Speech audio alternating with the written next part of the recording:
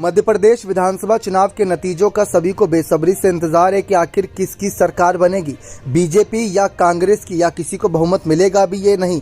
ये सबसे बड़ा सवाल के तौर पर जनता के सामने है। लेकिन इस बीच इस पूरे चुनावी समीकरण पर सबसे ज्यादा सुर्खियों में जो रहे वह थे ज्योतिरादित्य सिंधिया की वजह से ही देखा जाए तो जो चुनाव हुआ उसके हालात बदले नजर आए।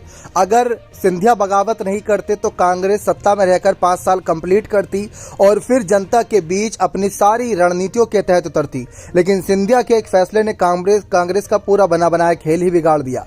अब चर्चा इस बात की हो रही है कि अगर कांग्रेस जीत जाती है तो सिंधिया को कैसे यहां पर आड़े हाथ लिया जाएगा, और उसके बाद क्या बीजेपी भी सिंधिया को कमजोर मानकर उनकी जिम्मेदारियां छीनना शुरू कर देगी। क्योंकि अभी तक तो नागरिक उड्डयन मंत्री के तौर पर सिंधिया जाने जा रही हैं, लेकिन लोकसभा चुनाव नजदीक है और ऐसे में काफी कुछ बदलाव फिर से हो सकता है। कहीं ना कहीं मोदी सरकार की कैबिनेट में अगर सत्ता वापसी करती है तो।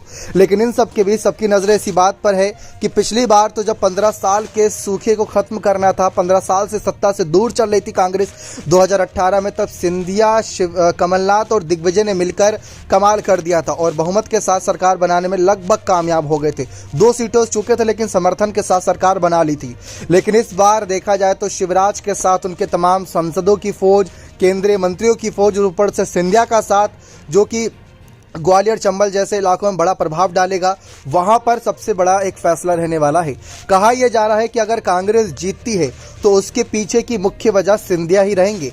कांग्रेस की जीत के पीछे सिंधिया का हाथ रहेगा, क्योंकि जैसा कर्नाटक में भी हाल ही में देखने को मिला था कि सेम सिचुएशन कर्नाटक में भी थी। जैसे बीजेपी में शामिल हो गए थे कांग्रेस के कुछ विधायक और उसकी क्षेत्रीय पार्टियों के, तो वहां पर जनता ने वोट देकर कांग्रेस को अपना प्यार दिखाया और उन सब बागी नेताओं को मुंहतोड़ जवाब दिया था कि आप ऐसे सरकार नहीं गिरा सकते।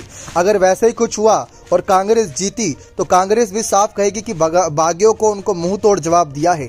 और शिवराज को तो उम्मीद है कि बीजेपी की जीत होगी, लेकिन जो हालात बने हैं उन हालातों में अगर कांग्रेस जीतती है तो उस जीत का श्रेय कमलनाथ के साथ साथ सिंधिया की बगावत को भी जाएगा।